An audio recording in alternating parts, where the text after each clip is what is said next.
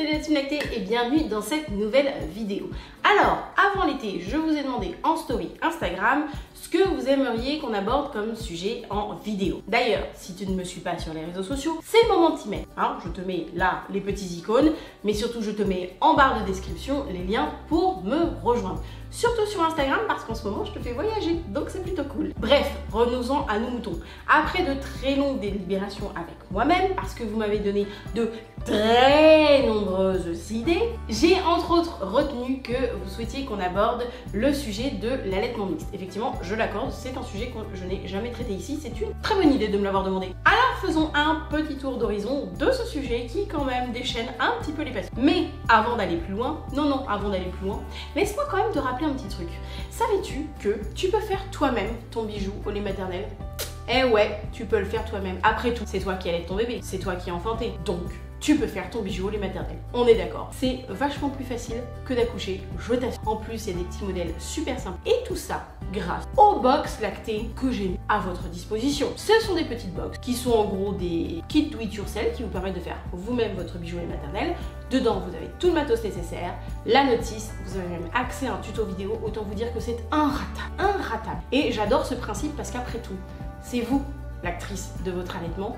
Donc, c'est vous la créatrice de votre voie lactée et donc c'est vous la créatrice de votre bijou. Et je vous assure que c'est d'une simplicité enfantine. Surtout que vous avez tout dans la box lactée pour le faire et qu'en plus, pour l'été, vous avez un petit code promo de 10%. Eh oui, on est comme ça, voilà. Avec le code été22, vous avez 10% sur votre box lactée. Voilà, tout ça pour avoir des magnifiques modèles, des modèles magnifiques. Je ne savais pas trop comment j'allais le. Donc j'en veux un G. Non vraiment là, hein, ça ne passe pas, ça ne passe pas. Voilà, j'ai envie de vous dire, lancez-vous, vous verrez, c'est très simple. Et puis de toute façon, si vous avez la moindre question, je reste disponible sur les réseaux sociaux. Donc allez, c'est parti, il n'y a plus d'excuses. Tentez l'aventure. Bon, mais pour en revenir à nos petits moutons et à cette histoire d'allaitement mixte là, avant d'aller plus loin, il est de mon devoir, parce que c'est la meuf, elle veut faire genre et en fait, elle bafouille en permanence. C'est terrible. J'allais vous dire avec beaucoup d'humour, genre en posture comme ça, qu'il était de mon devoir de vous rappeler, parce que c'était une question de santé publique, les recommandations de l'OMS et de l'HAS, qui est la Haute Autorité de Santé, l'OMS qui est l'Organisation Mondiale de la Santé, et l'HAS qui est l'organisation... Non, vraiment non. Je veux faire genre, mais j'y arrive pas. C'est ridicule. Oh là, c'est ridicule. Je disais quoi? Eh ben je disais que c'était une question de santé publique, l'allaitement étant une question de santé publique, il était de mon devoir de vous rappeler les recommandations de l'OMS, qui est donc l'Organisation Mondiale de la Santé, et de l'HAS, qui est donc la Haute Autorité de Santé, et du PNNS, qui est le Programme National de Nutrition Santé, en matière de nutrition optimale pour l'enfant, n'est-ce pas? Ces circonstances recommandent un allaitement exclusif pendant les 6 premiers mois de vie. On le sait, mais il faut le rappeler. Puis, en fonction de leurs besoins nutritionnels, des bébés, les bébés doivent recevoir une alimentation complémentaire, sûre et adéquate du point de vue nutritionnel, tout en continuant à être allaité jusqu'à 2 ans et plus. C'est pas moi qui le dis, je viens de le lire. Hein. Voilà. Jusqu'à 2 ans et plus. Voilà, je l'ai dit. C'est écrit dans les recommandations. Ça, je pose ça là, c'est en fait ce que vous voulez. Voilà. Bon, bah ce point étant fait et avancé, hein, bah on continue. Tout d'abord, il faut savoir qu'on parle d'allaitement mixte ou d'allaitement au sein partiel quand on nourrit en fait notre bébé avec un contenant du coup du lait artificiel en plus de notre propre lait qui lui est donné au sein. Voilà ce qu'est l'allaitement mixte. Alors, souvent, la première question en allaitement mixte, c'est de savoir quand est-ce qu'on pourra commencer. D'ailleurs, s'il y a des parents qui nous regardent et qui sont en allaitement mixte, ça m'intéresse de savoir quand est-ce que vous avez commencé avant que je vous donne plus d'infos. Donc je dis plus rien, vous me dites et après on continue. C'est bon? Allez, on est parti. Donc, la fameuse question, c'est de savoir quand est-ce qu'on peut commencer. Effectivement, c'est une très bonne question.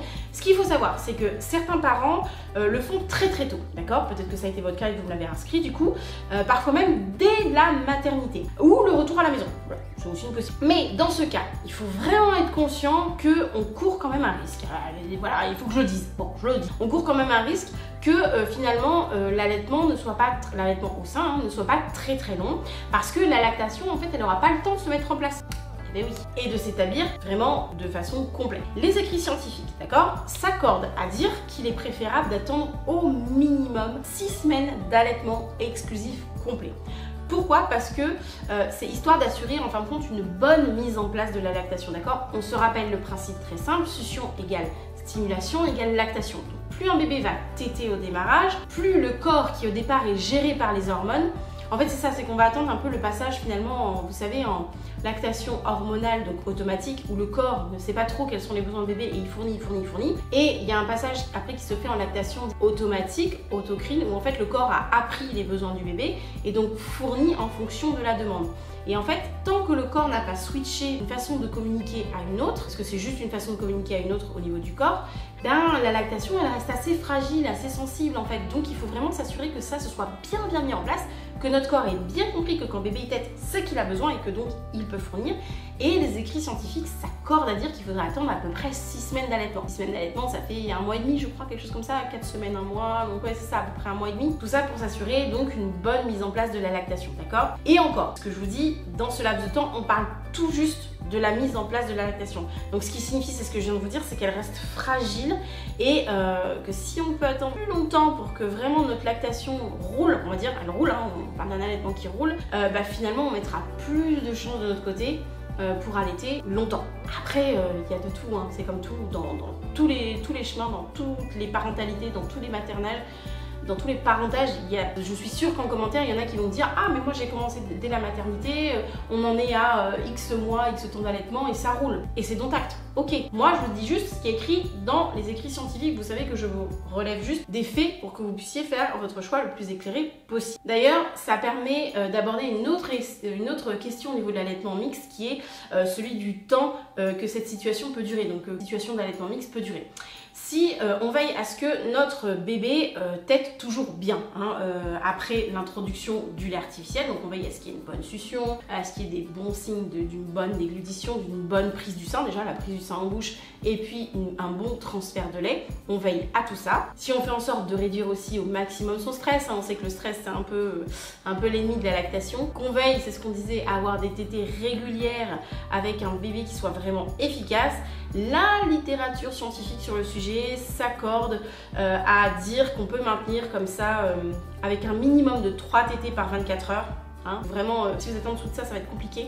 Mais avec un minimum de 3 tétées par 24 heures qui sont vraiment efficaces, qui sont vraiment régulières, que vraiment on n'est pas trop stressé, qu'on a peut-être attendu une bonne mise en place de la lactation. Et encore, je vous dis 3 tétées par 24 heures, c'est si un bébé a plus de 3 mois, d'accord? S'il a moins de 3 mois, on essaie quand même de faire des retours à un allaitement exclusif, genre je sais pas, genre le week-end ou je sais pas, quand on est en repos, etc. On essaie quand même d'avoir une espèce de retour à un allaitement exclusif le plus possible. En fait, c'est toujours dans l'idée que la lactation se mette en place le plus possible pour qu'elle roule le mieux possible et que du coup on puisse continuer le plus longtemps possible.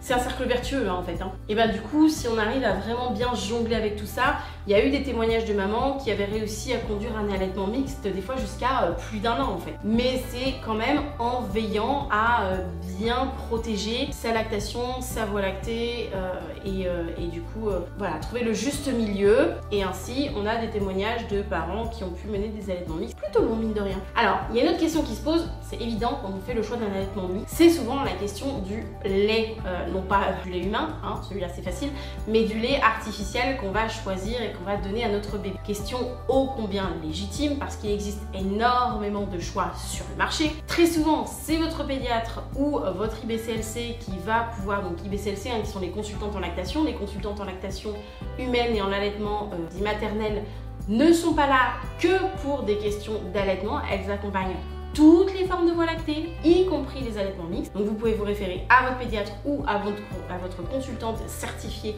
IBCLC qui pourront vous aider à faire des choix parce qu'effectivement quand on fait le choix d'un lait, il y a quand même quelques petites choses à voir comme à prendre en compte éventuellement des antécédents familiaux d'allergie ou d'intolérance aux protéines de lait de vache par exemple ou d'allergies autres dans la famille qui peuvent sensibiliser une prise de produits de lait de vache et que comme on l'a dit, il existe énormément de préparations spécifiques sur le marché. Donc voilà, on n'hésite pas à demander de l'aide pour faire du... Nonobstant, moi je peux quand même vous apporter un tout petit éclairage. Sachez qu'il existe de nombreuses marques bio, de nombreuses marques françaises et que nous ne sommes pas spécifiquement obligés d'engraisser des marques qui ne sont pas très éthiques. Hein. Souvent les marques françaises sont des aliments traçables aussi au niveau de leur production, de leur provenance, etc. Les marques françaises bio font font aussi l'effort d'être équitables au niveau de leurs emballages parce que les boîtes de lait c'est très difficile aussi à recycler. Donc en général ils font attention à être éco-responsables. Il y a vraiment une certaine science qu'on ne va pas nécessairement retrouver chez d'autres grandes marques qu'on ne citera pas. Si vous voulez qu'on les cite, on le fera en commentaire. Voilà. Mais ouais, du coup, ça peut être intéressant de regarder vraiment.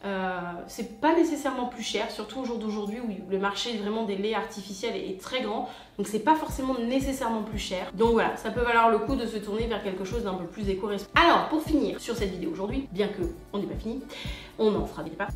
Bien souvent se pose aussi la question de la répartition entre lait artificiel et lait humain. Normal. Alors en toute franchise, cette question elle est un peu pointue parce que ça va dépendre de l'âge du bébé. Comme on le disait déjà ne serait-ce que tout à l'heure, hein, vous avez vu moins de 3 mois, on ne peut pas être que à 3 tétés par 24 heures. On va forcément être avec des retours d'allaitement exclusif. Et puis au-delà de 3 mois, les choses vont changer. Donc forcément la question de la fréquence de la répartition entre le lait artificiel et le lait humain, bah, elle va elle aussi dépendre de l'âge du bébé, de ses compétences de succion, hein, des compétences de notre bébé, et puis aussi bien entendu de nos objectifs d'allaitement, c'est évident. Il y a des mamans, certaines d'entre nous, qui ne donneront qu'un seul contenant de lait artificiel par jour et ça conviendra parfaitement. Il y a d'autres qui en donneront peut-être 3 et d'autres qui feront une alternance, voilà.